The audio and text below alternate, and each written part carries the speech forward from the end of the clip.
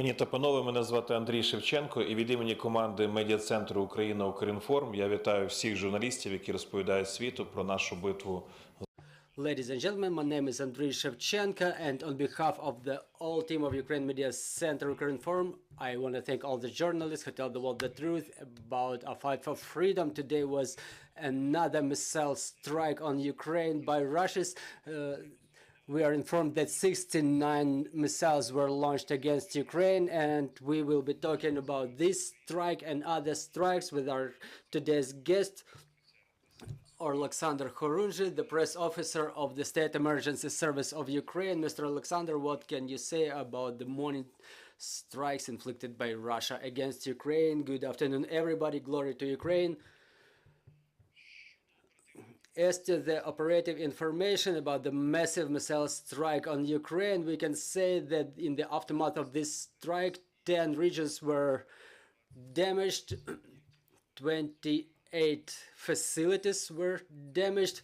Most of them are private residential houses, and other are the critical infrastructure facilities. The State Emergency Service reacted promptly to those strikes. About 100 servicemen were engaged in the mitigation operations. In the aftermath of the strike, 3 persons were injured, including 1 woman and 1 child.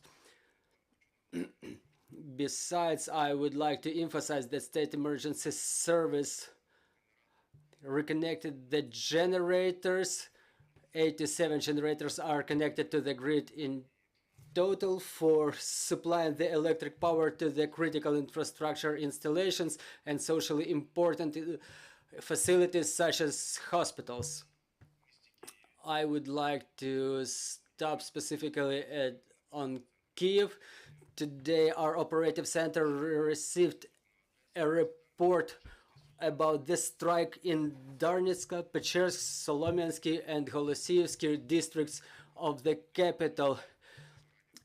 The fire erupted due to the fall of the remnant, the debris of the rocket. The fire was immediately put out. At another address, the partial damage of the residential building happened without further fire. The medics had to hospitalize a number of people, including a 14-year-old girl who actually submitted a call to the State Emergency Service. We are still detailizing the information about the injured across Ukraine. There was debris of the rocket falling on a children playground in Pechersk region with no injuries. In Holosiyevsky district, the debris of the rocket fell near a vehicle without injured. In Solomiansky district, debris of the rocket fell on the roof of a residential building, fortunately without casualties or injured.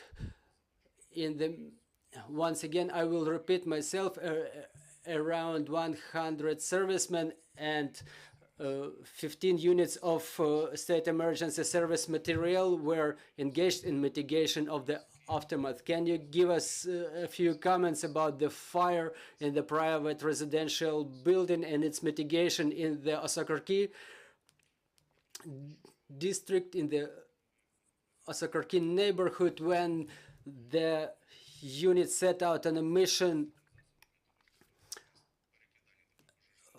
for mitigation of fire in the private residential area? They were working in compliance with the classical scheme. 1 unit was putting out the fire and the others were preventing the spreading of fire to other residential buildings, and they were conducting reconnaissance, looking for casualties and injured. What can you say about the goals of Russia under this rocket strike, after this missile strike? What was their goal? Was it the damage and destruction of the critical infrastructure facilities. Yes, their goal included the critical infrastructure in facilities, but judging by the number of damaged residential areas, their goal was not only the critical infrastructure facilities, but we have casualties, we have injured among the civil population. So, but what can we say about the terrorist country? We'll switch the topic a little bit. I want to invite Roman Rudak, the Deputy Director of Emergency Prevention Department at the State Emergency Service of Ukraine. Mr. Roman, I would like to ask you about the new year in the advent of this holiday and other holidays. Is the moment that requires special responsibility and special attention on part of your service. What will be your comments in this regard? Good afternoon, everybody. Really, this year it will be somewhat special in terms of celebration. The New Year holidays usually they pose certain hazard. The number of people using pyrotechnic devices and injuries during the use of pyrotechnic devices usually grows. The number of fires grows during the New Year season as a result of neglectful use of such devices and neglect of the fire safety measures. Also, this year, a part of the problem is the power shutdowns, which create the fluctuations of voltage in the electric networks, and the home appliances sometimes break down, which leads to short circuits. And during the New Year, people use garlands in their New Year trees. They use different appliances constantly connected to the grid, and the constant connection and disconnection from the grid creates risks of a short circuit, which may result in fire. That's why, availing myself of opportunity, I want to remind the elementary rules and standards to be complied with during outfitting of the New Year tree in homes. We understand that this year there will be no such a broad and solemn celebration as it was happening during previous years, but we understand that families are with kids. Kids sometimes don't understand this situation, and they obviously require some holiday. They need this New Year joy, and the parents will do it for their kids, obviously, but for the understanding of our citizens, I want to explain the elementary rules while setting up the New Year tree. Well, there are natural and artificial trees. When you set them up, you have to understand that the artificial New Year tree is usually more prone to catching fire, while natural tree is more resistant because it's more moist, but as it gets dry it poses significant hazard. It's absolutely not allowed to decorate the tree with such things as cotton or gauze or anything that easily catches fire. In no way you can decorate it with candles, because we have documented cases of that kind. As you set up the New Year tree, it should in no way obstacle the evacuation route, and it should be located at least half a meter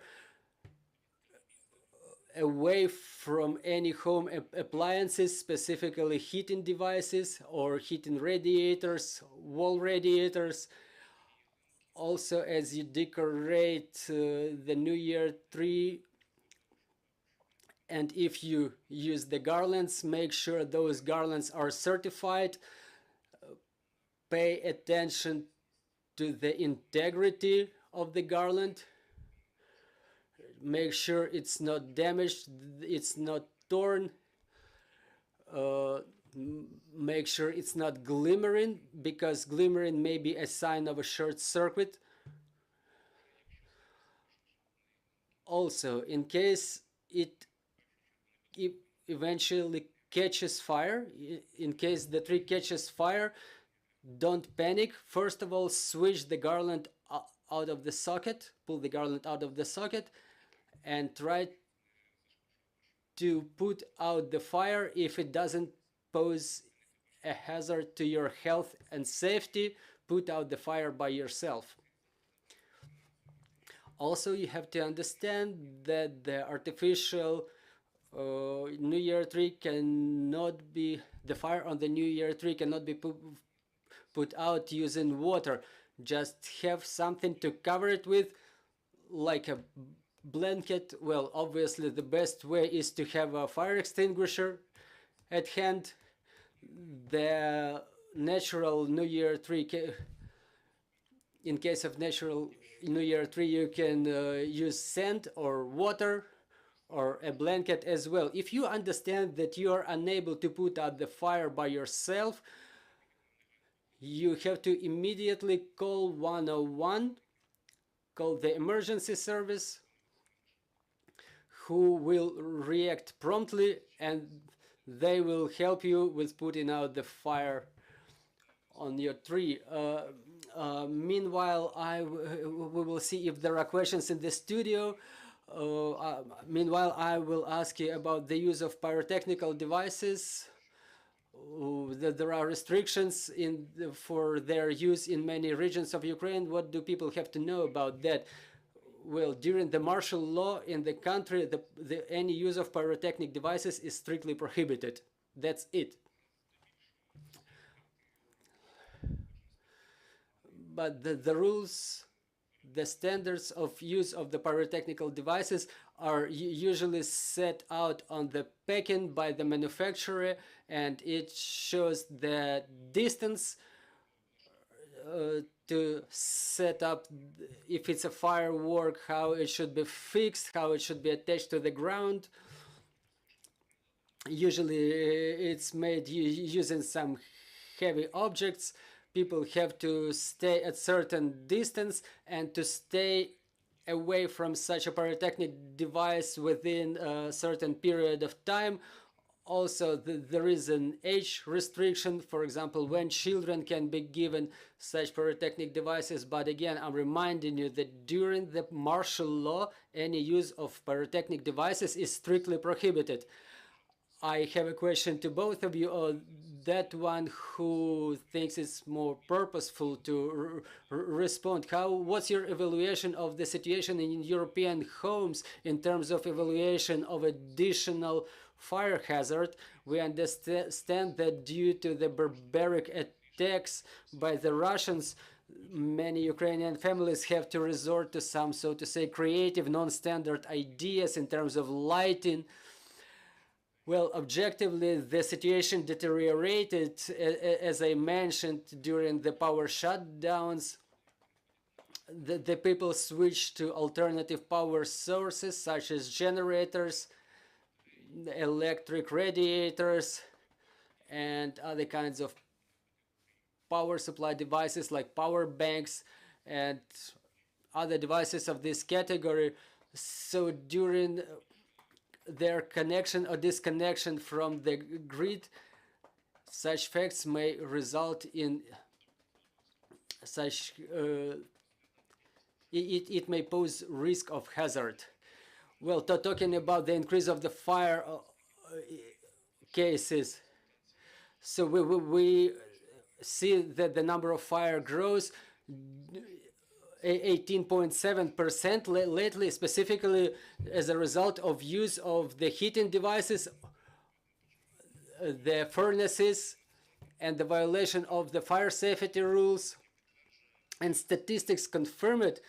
During the operation of the electric devices, It's both the use of power straps and extension cords and many powerful home appliances. The use of them results in fire, which grew 4.3% comparing to the last month. This is the analytics, this is the statistics, which shows that the situation with the fires is quite intense. But I want to say that we keep working, we keep operating. More than 7,000 servicemen of the State Emergency Service are on duty now, and more than 2,000 units of material are on duty as well. But again, we want to emphasize the safety rules. What I want to add are the new hazards that we're facing now. The use of gas heaters during power shutdowns, the use of generators, again, when the lights are off, the use of open fire, such as candles, and the active use of furnaces and boilers. It adds to the hazard, but our main advice that we keep informing our citizens on: don't locate the generators in the premises because it emits the gas, and people have to remember that the generator should be put at least 6 meters away from the building so that the products of burning don't get inside of the building. And if it's a depth wall, then at least 1 meter distance. There should be certified. We should only fuel it in a cold mode. Well, it's desirable to have a fire extinguisher at hand because at the initial stage of fire, you can react immediately and put up the fire yourself. As to the gas burner, yesterday or the day before, there was another case in Kyiv when a person put a gas bottle on the electric stove, and as the lights went back on, the stove went back on, and the gas bottle exploded due to the expansion of the gas after heating.